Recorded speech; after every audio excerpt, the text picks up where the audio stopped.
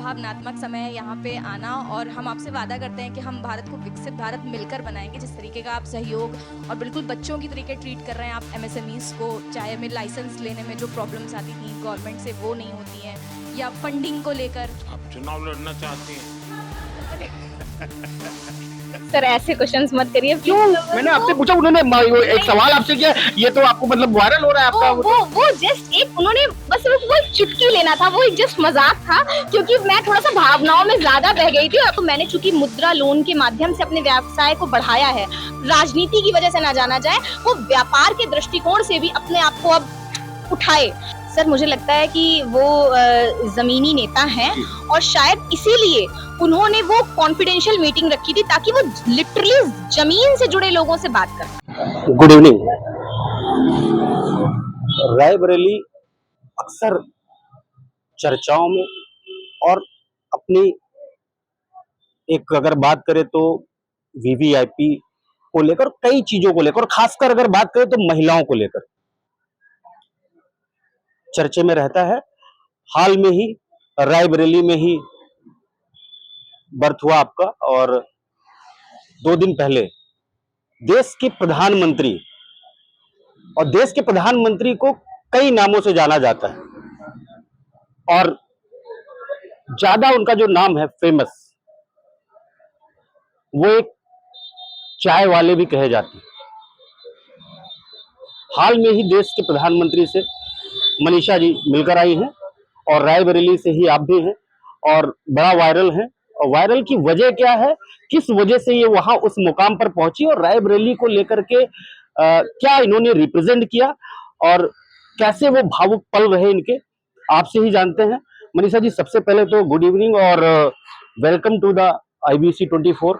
क्या रहा, कैसे आपकी मुलाकात हुई, और किस चीज को लेकर आपने रायबरेली को रिप्रेजेंट किया? और आपने बताया जैसा कि overall in UP Uttar Pradesh represent of the 2 member as a female, only female, तो बड़ा विषय है। और बड़ा वो भी रहा कि आपने 2 महिला, उत्तर प्रदेश 85 डिस्ट्रिक्ट हैं हमारे पास, और हम उत्तर प्रदेश जो चाहता है कंट्री में सरकार बनती है तो उत्तर प्रदेश से बिगड़ती है तो उत्तर प्रदेश से, ऐसा राजनीति में कहावत है, और ये फैक्ट भी है। इतने बड़े जिले से, इतने बड़े राज्य से हम लोग ताल्लुक रखते हैं। हम भी रायबरेली से, आप भी रायबरेली से, और रायबरेली को रिप्रेजेंट किया जहां पे नेता प्रतिपक्ष राहुल गांधी, सोनिया गांधी, रायबरेली को बड़े नजरिए से देखा जाता है। रेल कोच फैक्ट्री हो, ITI हो, या फिर एम्स हो, तो राजनीति की सरगर्मियां अगर बात करें तो रायबरेली में चर्चे में रहता है। उसी चर्चा में आज आप भी हैं, तो ये कैसा एक्सपीरियंस रहा कंट्री के प्राइम मिनिस्टर से मिलने के बाद? क्या रहा, और किस बिहाफ पे गई? पहले तो ये जानना चाहिए क्या बिहाफ था, किस बिहाफ पे आपने क्या रिप्रेजेंट किया, किस लिए आप गई वहां पे? मेरा नाम मनीषा है और मैं चोको कम ट्रू की ओनर हूँ, जहाँ पे हम बेकरी प्रोडक्ट्स बनाते हैं। मेरी यही पहचान है।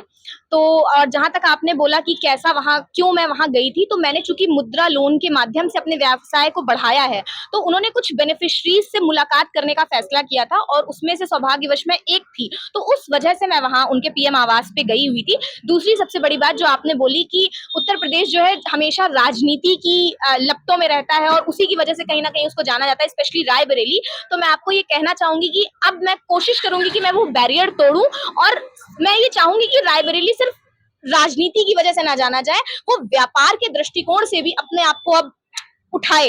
और मैं वहां पे जाके मैं जितना ग्रेटफुल फील कर रही हूँ, उससे भी ज्यादा मैं एक जिम्मेदार नागरिक फील कर रही हूँ। मैंने वहीं पे फैसला कर लिया था कि मैं जब अपने शहर वापस आऊंगी, तो मैं अपने लोगों को, अपने युवाओं को इस बात के लिए प्रेरित करूंगी कि आप अब व्यापार करो, क्योंकि ये व्यापार का करने का समय है। ये जो सरकार है हमें जिस तरह सपोर्ट कर रही है, जिस तरह हम फील कर रहे हैं कि हम सेफ है हमारा व्यापार, तो आपको अब मैन्युफैक्चरिंग यूनिट लगाने के लिए बहुत सारे डॉक्यूमेंटल प्रोसेस से गुजरने की जरूरत नहीं है, डरने की जरूरत नहीं है, फंड्स के लिए परेशान होने की जरूरत नहीं। हर चीज के लिए सरकार आपकी मदद कर रही है, तो आप थोड़ा ऊपर उठिए और जानकारी बटोरिए, और अपने रायबरेली को ऊपर उठाइए, और अपने व्यापार को विकसित करिए। बात करें तो जब देश के प्रधानमंत्री से लोग, या मुझे लगता है कि हम अपने घर के एक ऐसे मेहमान से मिलते हैं, तो शायद, या हमने कभी स्टेज पे गाने का मौका कॉलेज में, स्कूल में मिलता है तो शायद पहली बार होता है, तो हमारे पैर लड़खड़ाने लगते हैं, जबान लड़खड़ाने लगती है। तो देश के प्रधानमंत्री और ऐसे प्रधानमंत्री जो देश विदेश में चर्चाओं में रहते हैं, अक्सर रहते हैं, क्यों? क्योंकि शायद अपने स्वभाव से, अपने काम से जाने जाते हैं। जैसे मैंने स्टार्टिंग में इंटरव्यू में कहा कि वो चाय वाले के नाम से बड़े फेमस है। तो क्या लगता है जमीनी नेता जमीन के बारे में सोचता है? सर मुझे लगता है कि वो जमीनी नेता हैं और शायद इसीलिए उन्होंने वो कॉन्फिडेंशियल मीटिंग रखी थी ताकि वो लिटरली जमीन से जुड़े लोगों से बात कर पाए। अदरवाइज पूरे देश की जो आबादी है वो 144 करोड़ है, तो जाने को तो एमएलए का बेटा भी जा सकता था और ना जाने फिर सोर्स के थ्रू कौन कौन जा सकता था, बट एकदम नॉर्मल इंसान को पिक करना वो दर्शाता है कि वो लिटरली जमीन के स्तर के लोगों से बात करना चाहते थे, उनसे जुड़कर उनकी लिटरली उनकी समस्याओं को और उनके जो उन्होंने अचीवमेंट्स किए हैं उनको वो सुनना चाहते थे। How much experience of meet in prime minister? मेरा जो एक्सपीरियंस रहा उनके साथ बात करने का वो बहुत ही टेरिफिक था, बहुत अनबिलीवेबल था। मैं सिर्फ यही कहना चाहूंगी कि मैं स्पीचलेस हो गई थी उस समय पे। मनीषा को रात में सपने आते हैं कि वो प्रधानमंत्री से मिल के आई है? अभी तक मतलब अभी तो अब तो बिलीव हो गया क्योंकि आप लोग सब लोग सामने बैठे हैं। मतलब अभी इंटरव्यू कर रहे हो तो लग रहा है कि हम मिल के आए हैं, लेकिन क्या अभी तक बिलीव, मुझे नहीं लगता कि ऐसा हुआ होगा, क्योंकि पहली बार एक आम नागरिक वहां पहुंचेगा, ये आपको भी नहीं पता होगा, शायद उनकी भी जो अपनी टीम होती है वो भी नहीं। तो आपको जो एक्सपीरियंस, जैसे अभी आप इंटरव्यू कर रहे हो या जैसे दिख रहे हो, तो क्या ये कभी जहन में था कि इतने बड़े प्लेटफॉर्म पे आप कभी जाओगे?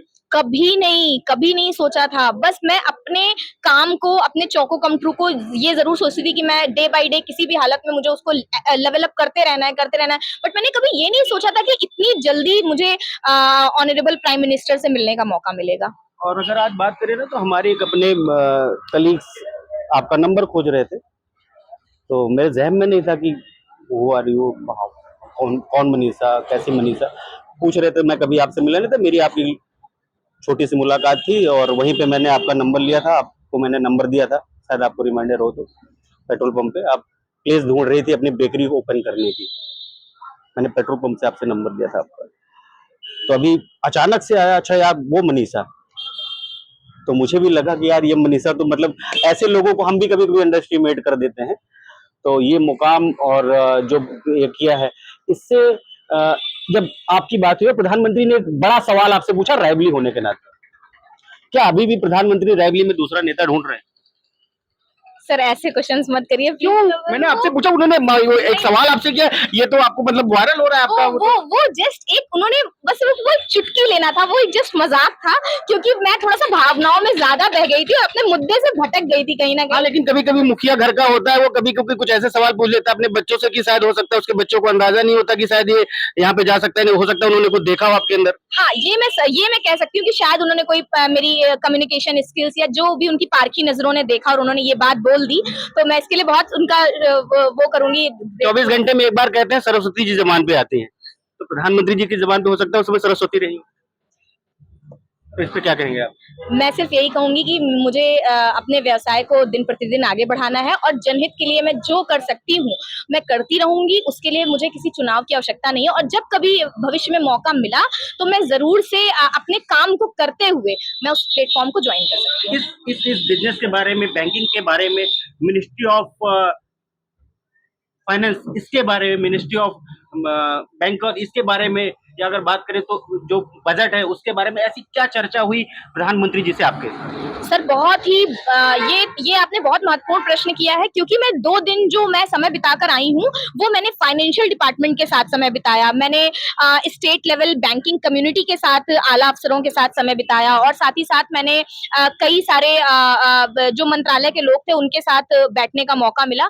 तो उस बीच मैंने बहुत सारी चीजों को समझा कि लिटरली जमीनी स्तर पे जो बैंकिंग की नॉलेज है वो कितनी ज्यादा जरूरी है और जो गवर्नमेंट की योजनाएं चलती हैं लोगों को पता ही नहीं है, लोगों को पता ही नहीं है इस बारे में, उसका उनके लिए अवेयर होना जरूरी है। और सबसे दूसरी बात, हमें ये समझना है कि बैंक हमें क्यों नहीं लोन देती है। तो वहां पे मुझे एक बहुत क्लिक किया वो चीज कि हमारा अकाउंट एनपीए हो जाता है, हमारी सिविल खराब हो जाती है, तो आम जनता को इस चीज का कोई आइडिया ही नहीं है। तो मैंने वो चीज समझ ली थी कि मैं जब अपने जिले वापस आऊंगी तो लोगों को इस चीज के लिए भी अवेयर करूंगी कि प्लीज आप अपना खाता एनपीए मत होने दो। उसका मतलब समझो, अगर आपका खाता एनपीए हो जाता है और आपकी सिविल खराब हो जाती है तो ना सिर्फ आपको दिक्कत होगी, इवन आपकी आने वाली जनरेशन जो है, जो आपका बेटा है या बेटी है, उसको भी इम्पैक्ट उसका पड़ता है। तो प्लीज आप लोग अपने खाते को अच्छे से मेंटेन करिए, और सपोज करिए कि बुरा वक्त है, कोई समस्या है और आपका खाता किसी वजह से गड़बड़ हो रहा है, तो आप अपनी बैंकों के साथ बैठिए, उनके साथ बातें करिए कि सर इसको हम कैसे सही कर सकते हैं,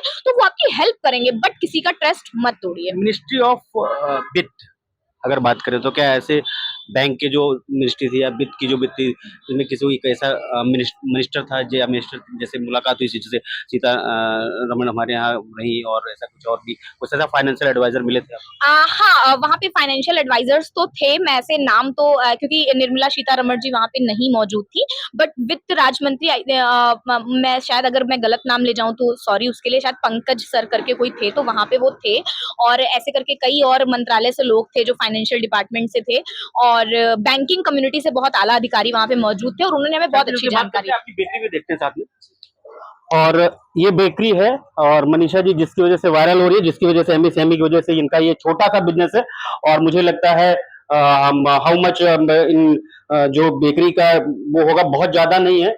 कितने बाई कितने का होगा ये लमसम 10 बाई 10 की शॉप है, लेकिन हमारी मैन्युफैक्चरिंग यूनिट जो मैंने घर पे लगाई हुई है वो काफी बड़ी है, क्योंकि वो लगभग 1000 स्क्वायर फीट में है। तो ये आपने जब से स्टार्ट किया, ओपन कब से किया आपने? ये शॉप तो अभी मैंने मुझे लगता है 1 महीना 1.5 महीना हो रहा है, बट जो हम काम कर रहे हैं मार्केट में वो हम पिछले 2 साल से काम कर रहे हैं। 2 साल से काम कर रहे जी। हैं। तो मार्केट एक्सपीरियंस कैसा रहा आपका? अब आने के बाद तो मान लीजिए अभी आप बिजी हैं और कई सारे शेड्यूल आपको, हो सकता है कि इसको बड़े पैमाने पे जिस तरीके से आपने किया है सब निकल के आए सामने, और आपकी पॉपुलैरिटी बढ़े तो बिजनेस भी ग्रोथ करेगा।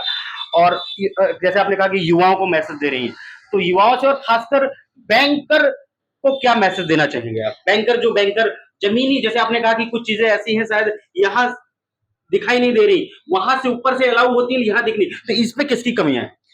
सर मैं एक चीज बस बोलूंगी, कमी दोनों तरफ से होती है, कभी एक तरफ से नहीं होती है। बैंक को मैं सिर्फ इतना कहना चाहूंगी कि जब आपके पास कोई लोन लेने पहुंचे तो प्लीज आप अपने चैम्बर से निकलिए और उनके एटलीस्ट उनके पोटेंशियल को समझिए, उनके डॉक्यूमेंट्स को वेरीफाई करिए, उनकी यूनिट को देखने जाइए, उनके बैकग्राउंड को चेक करिए, फिर ना बोलिए। और अगर आप ना बोलिए तो उसका कारण भी उसको ढंग से बताइए, ताकि वो कागज को कंप्लीट करा सके, अपनी सारी चीजों को सही करा सके। मैं आपसे एक सवाल और पूछूंगा, बीच में रोक रहा हूँ। एमएसएमई लोन आपने लिया, मुझे लगता नहीं कि किसी और ने शायद पूछा होगा, लेकिन मेरा फर्ज है, कितना लोन लिया, ये एक अमाउंट, इसके डॉक्यूमेंटेशन क्या क्या फॉर्मेलिटीज लगती?